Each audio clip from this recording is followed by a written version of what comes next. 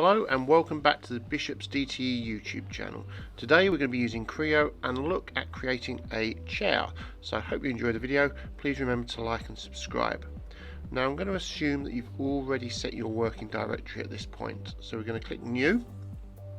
In the file name box that's highlighted, I'm going to type the word chair and then press OK. Now when Creo loads up, you will see the work planes in front of you. So they are called top, right and front. They are also on the left hand side in the model tree, so my mouse is just moving over them now just to give you an idea of where they are located. If we want to view it in 3D, we can go up to the bar which is just below the word engineering, click on the button there and select isometric, which will view it in isometric. So the first feature we're going to start with is something called an extrude, which is right in the middle of the screen at the top there, big nice button. I'm going to click on that. The bar changes, you'll see placement is highlighted in red. I'm going to click on the word placement and then the computer is going to ask us, where do you want to place your sketch? Which surface do you want to draw on? So I'm going to click the word define, which is another word for select, and then from the model tree, which is on the left hand side there, I'm going to click the front plane and then press the sketch button, which you'll notice turned blue. Once we've done this, we're now into our sketching area. Now I'm going to draw a rectangle, so the little arrow next to it helps me sort out what type of rectangle I want. So I want a center rectangle, so I've selected that.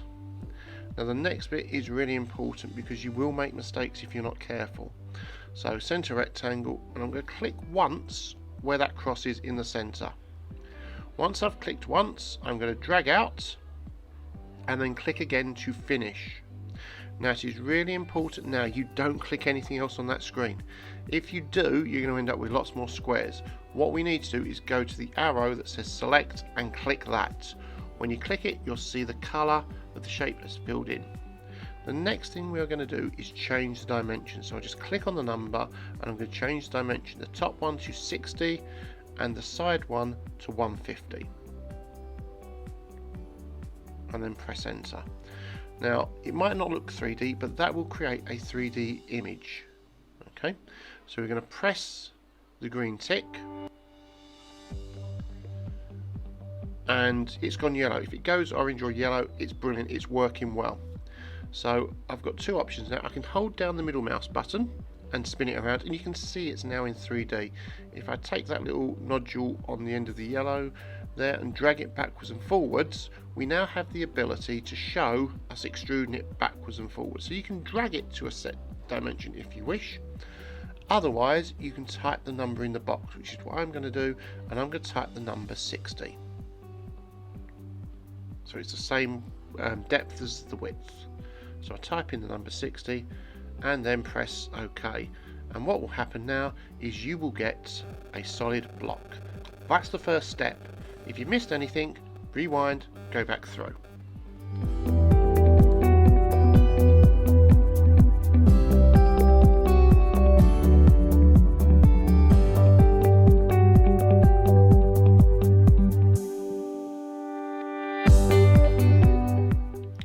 So up now, we're now going to draw some legs onto our block. And we did this exactly the same way as we did before. So I'm going to click extrude, but because I've got a solid block there now, when I click placement, I can now select one of the sides of my block. So I click define, and I'm going to click on the right hand side of my block. So that one there, I'm going to click.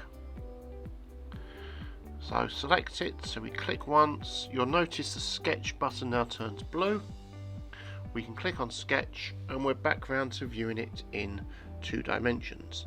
Now before we used a center rectangle, I'm going to click the little down arrow next to rectangle and I'm going to use a corner rectangle this time. So click the arrow, select corner rectangle, and I'm going to click once in the bottom corner, draw up, doesn't matter about the size, try and make sure it doesn't jump and stick on any lines.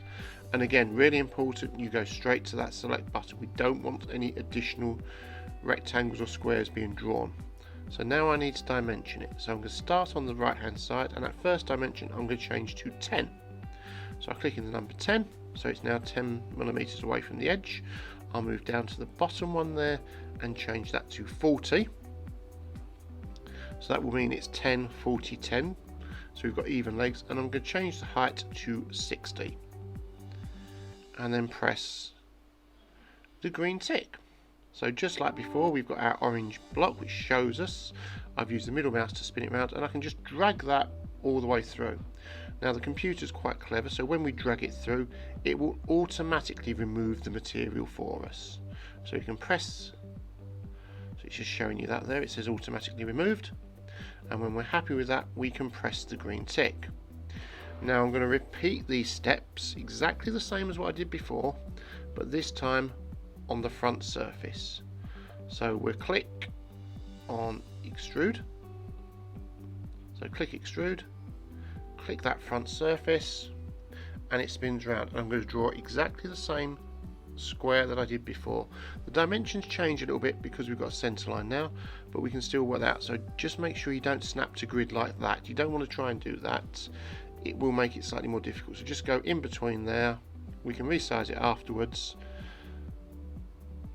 So I've just gone above that snap to grid. I'll click once, and then it's straight back onto the arrow. Once we've pressed the arrow, we can start dimensioning our lines. So I'm just going to type in the number 60. Now the bottom bit is a bit congested because we're going from a center line this time. So the one on the left needs to be set to 20, to half the distance from the center line. And the one on the right is actually going across both directions of the center line, and we need to set that to 40. And then we'll press the green tick once we're happy with that. It's coloured in. We've got our orange there. I'm using the middle mouse button to spin it around just so I can see, and I'm just going to drag it backwards. So now we've made the 4 legs for our chair. That removes, come up again, we can press the tick, and we're done. So our next step now is to start thinking about how we're going to put the... So now we need to put the back onto our chair. So we're going to use extrude, and I'm going to click on the top surface. So under placement, click on that top surface. It spins round, and we're going to draw another corner rectangle from one corner up, across, and I'm not going to go straight to the edge. I'm just going to keep it inside because I'll resize it accurately in a moment. So back on that select arrow, we're going to click the dimensions. So the bottom one is going to be 60, and this time I'm going to not use the side dimension there. I could do, but I'm going to add a dimension. So the dimension tools, they're nice and big. We click on that, we click on the one line we want to reference to, so that top line there, and then the line of our drawing. So that's 2 clicks, and then I middle click with the scroll wheel, and a dimension will then appear, which I can change, which is going to be set to 10. Once that's set to 10, we can press the green tick, accept everything. I can use the button there to view it in isometric this time just to show you. So it will be orange, it will be an extrusion above. So click on isometric, it spins round, and I can drag it down like before. However, I'm going to need to be accurate again, and it's going to be need to set to 80 is the correct dimension we want to use there. Once we've set it to 80, we can just change the numbers either down the bottom there or in that top box. Change it to 80, you're going to press OK, and you've made your basic chair. The next few parts of the tutorial I'm not going to talk you through because it is just doing extrudes until we get to where we need to do some patterns and some warps. So just watch through the tutorial, have a go at the different sections, and then I'll pick up the bits that you need to know about next.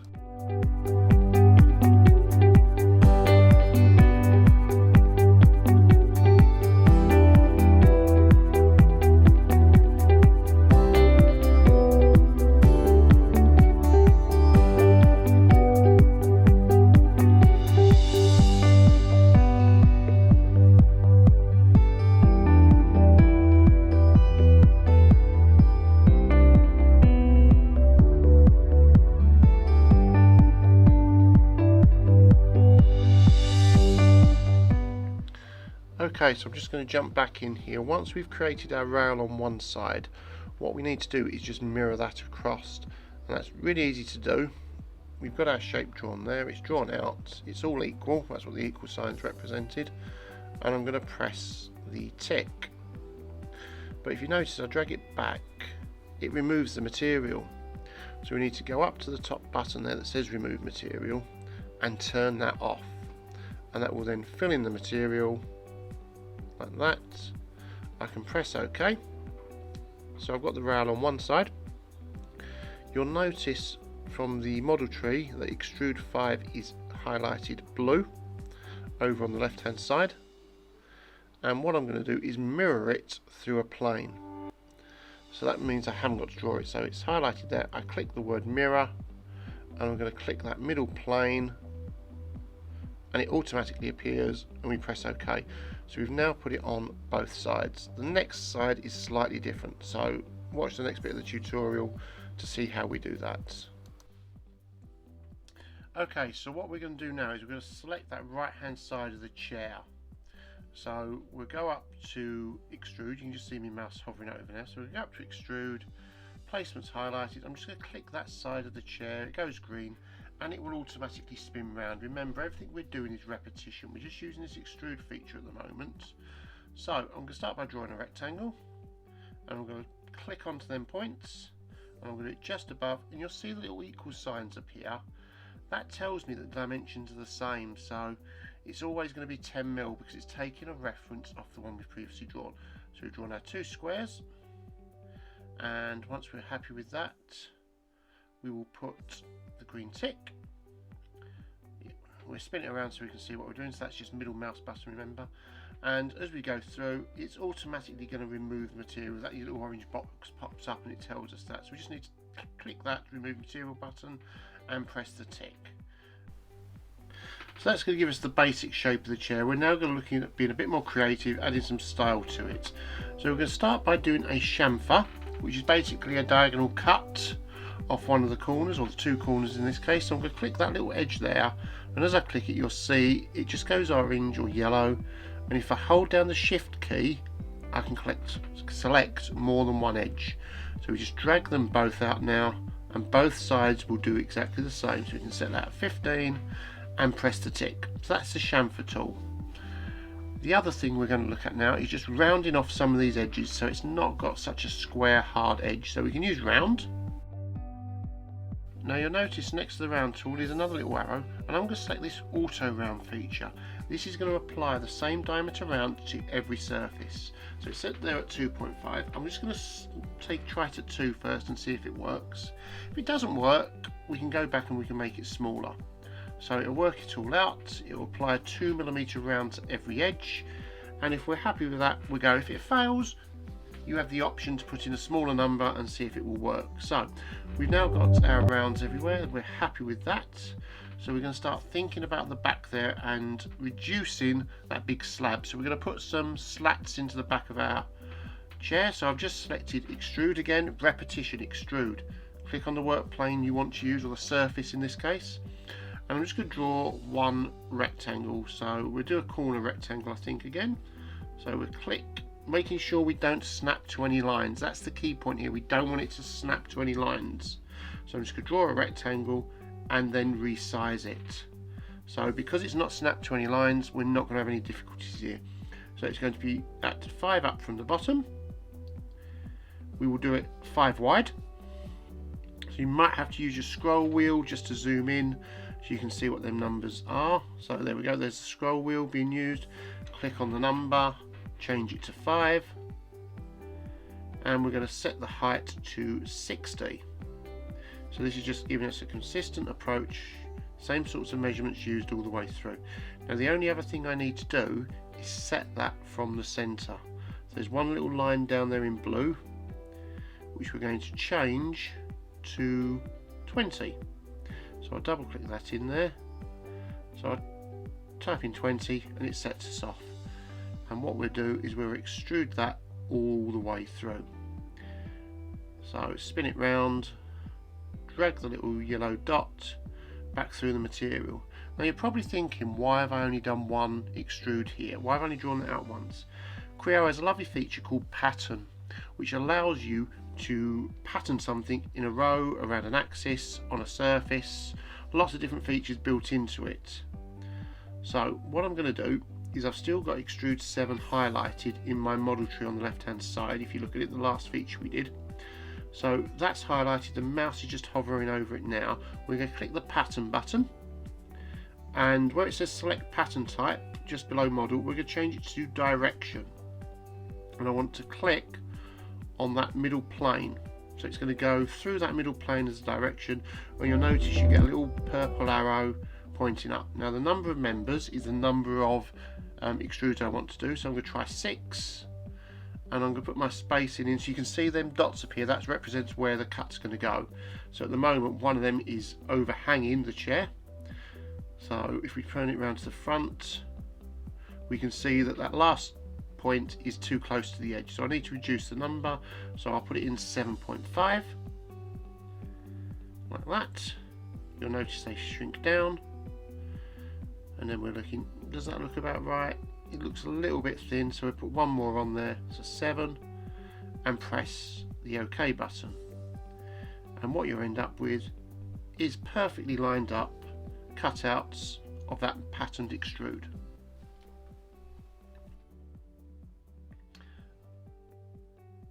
Okay, so the next thing we're going to look at is doing something we couldn't normally do, or would take a very long time to do if we were drawing these by hand. You've already probably seen that Creo allows you to make changes to your designs very quickly.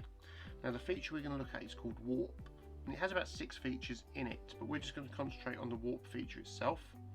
So we go to editing, so it's hidden away, and you'll notice there's 2 warps. You want the bottom one with the blue icons.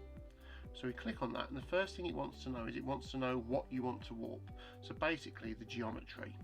So under references, a bit like where you had defined for the placement for extrudes, exactly the same way of doing things. So we select the chair itself, and then direction, I always try to select the word default, because that gives me multiple directions, so it's finding the default settings.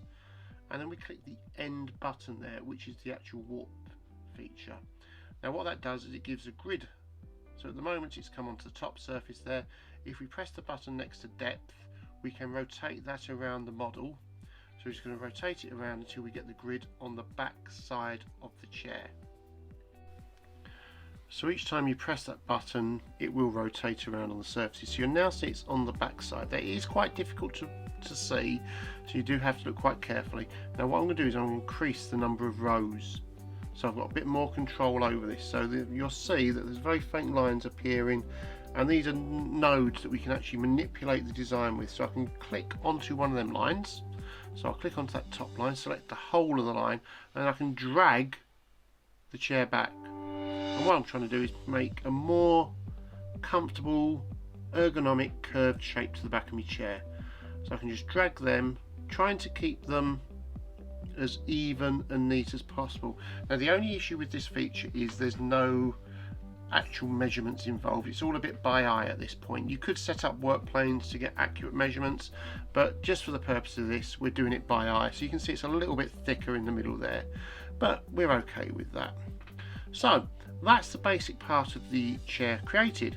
Now obviously if you want to watch one of our other videos, you can have a look at how we would do rendering and improving things to that. But thanks for watching. Remember to click like and subscribe. Until next time, stay safe.